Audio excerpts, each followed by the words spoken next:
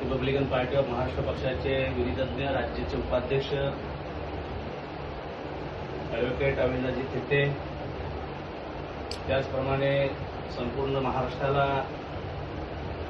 लक्षाच्या नावाने भुरळ घालणारे, तसेच अनेक चित्रपटामध्ये अल्बममध्ये काम करणारे आमचे मित्र ओलेजी,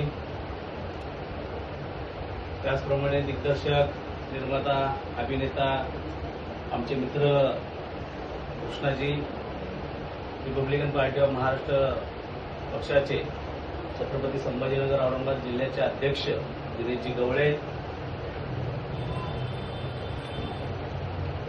सिने अभिनेत्री तसेच महाराष्ट्र सेना चित्रपट आघाडीचे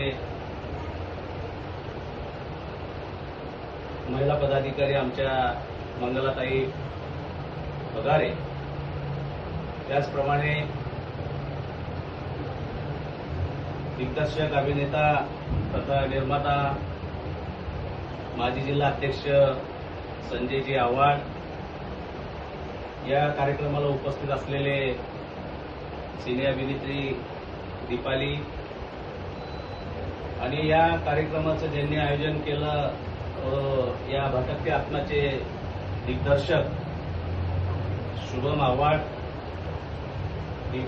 डीओपी संजयजी सेजूळ, योगेश उमक, त्याचप्रमाणे त्यांचे असणारे सर्व सहकारी, सर्वप्रथम मी आपल्याला दीपावलीच्या खूप खूप शुभेच्छा देईन, कारण की हा सण सर्वांसाठी महत्वाचा आहे. आपण संपूर्ण देशभर हा सण साजरी केला जातो. त्यामुळे या शुभ मुहूर्तावर आज संजयजी आव्हाड आणि शुभम आव्हाड यांनी जो भटकती आत्मा वेब सिरीजचा हा जो निर्णय घेतला, हा खूप महत्वाचा निर्णय असून महाराष्ट्र सेना चित्रपट आघाडीमध्ये राज्य निमंत्रक म्हणून दिवंगत कालकथित गोरखजी भातसाकळे आपल्या संपूर्ण महाराष्ट्राला परिचित असलेलं हे नाव होतं. त्यांनी हा पिक्चर, हा मूव्ही, मराठी चित्रपट, त्यांची असणारी जी कथा आणि या चित्रपटाचं जे काही चित्रीकरण, बरंचसं चित्रीकरण पूर्ण झालं होतं, पण त्यांच्या अकाली निधनामुळं हा चित्रपट पूर्ण होऊ शकला नाही. आणि आमचे संजयजी आव्हाड ज्यांना गुरु मानतात, ज्यांना गुरुस्थानी गोरखजी भातसाकळे यांना गुरु मानलं, म्हणून त्याचाच पुढे धागा घेऊन भटकते आत्माचं हे वेब सिरीजचं यांनी कार्य पुढे चालू करण्याचा त्यांनी प्रयत्न केलेला आहे. आणि या शहरामध्येच नव्हे तर संपूर्ण महाराष्ट्रामध्ये, मराठवाड्यामध्ये आपण बघतोय की गेल्या 5 वर्षापूर्वी आपण महाराष्ट्र सेना चित्रपट आघाडीची निर्मिती केली होती. आणि निर्मिती करत असताना औरंगाबाद शहराचं हे जे नाव जे खराब झालेलं होतं, ते पूर्वपदावर आणण्यासाठी आपण परत एकदा सगळे जोमाना या ठिकाणी सर्व कार्यरत झाले होते. त्या अनुषंगाने आपले 2 राज्यस्तरीय मेळावे सुद्धा या शहरामध्ये आयोजित केले होते. आणि मला असं वाटतंय की परत एकदा आरपीएम चित्रपट आघाडीच्या माध्यमातून आपण हे कार्य परत एकदा नेटाने पुढे नेण्याचं काम आपण सर्वांनी केलं पाहिजे.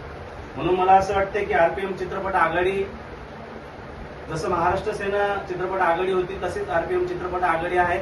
सर्वसामान्य तळागाळातील जो कलाकार आहे, कलावंत आहे, याला न्याय देण्याचं काम या चित्रपट आघाडीच्या माध्यमातून केलं जाणार आहे. ज्या ज्या ठिकाणी आर्थिक शोषण केलं जातं, ज्या ठिकाणी शारीरिक पिळवणूक केली जाते, ज्या ठिकाणी अनेकदा चित्रपटाच्या नावाखाली दुसरे गैरउद्योग केले जातात, अशाला कुठेतरी आळा घालण्याचं काम या चित्रपट आघाडीच्या माध्यमातून आपण बघितलेलं असेल. ज्या ज्या ठिकाणी आपल्याला शूटिंगच्या दरम्यान, चित्रीकरणाच्या दरम्यान काही जे काही प्रॉब्लेम उद्भवले असतील किंवा आलेला जो अनुभव असेल, निश्चितपणाने आरपीएम चित्रपट आघाडी ही आपल्या पाठीशी खंबीरपणे उभं राहणार आहे. म्हणून मला असं वाटतंय की आरपीएम चित्रपट आघाडी ही कुठली एका जाती धर्माची नसून ती सर्वसामान्य तळागाळातील कलाकारासाठी, कलावंतासाठी ही चित्रपट आघाडी चालू केलेली आहे.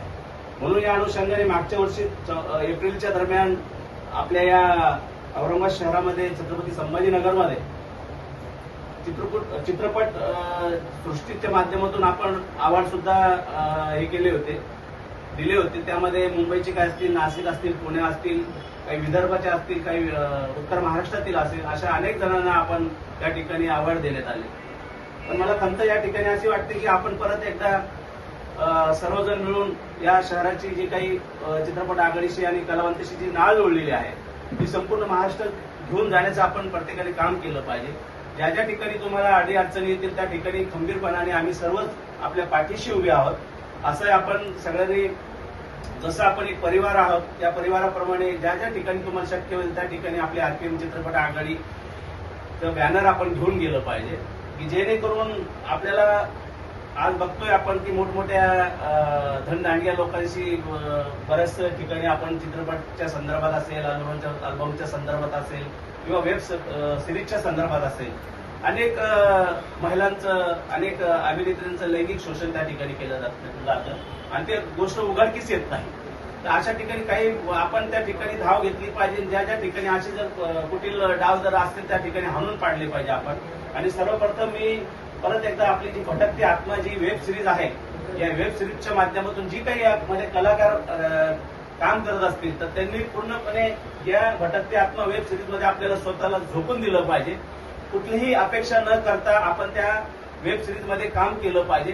कोणाला पैशाची अपेक्षा असते, कोणाला कसली अपेक्षा असते. बऱ्याच जणांनी सांगितलं की बाबा अर्धवट काही वेब सिरीज असतात, मूव्हीज असतात, त्या अर्धवट असतात, आपण फक्त पोस्टरपर्यंत मर्यादित न राहता पूर्ण तिकडे जाण्याचं काम आपण सर्वांनी केलं पाहिजे.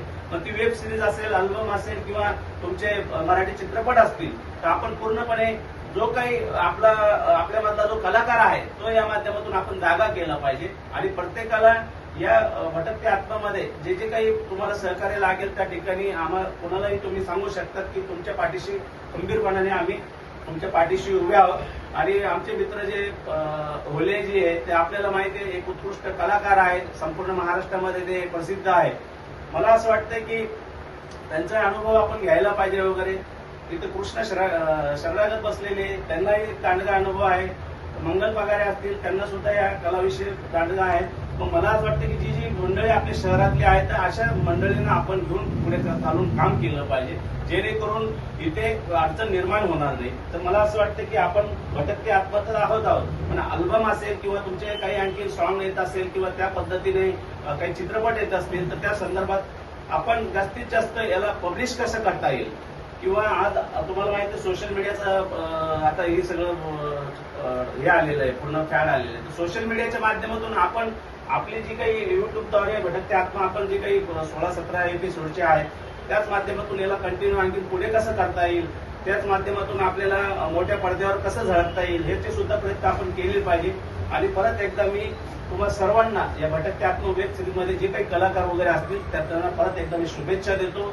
आणि भटकते आत्मा ही खूप मोठी याला प्रसिद्धी मिळू आणि या महाराष्ट्रामध्ये याचं खूप मोठं नाव हो, या सगळ्यांचं मी असं या ठिकाणी आज सांगतो. आणि वेब सिरीजचं आज मराठी हॉरर वेब सिरीजचं भटकते आत्मा याचं उद्घाटन झालं असं मी या ठिकाणी जाहीर करतो.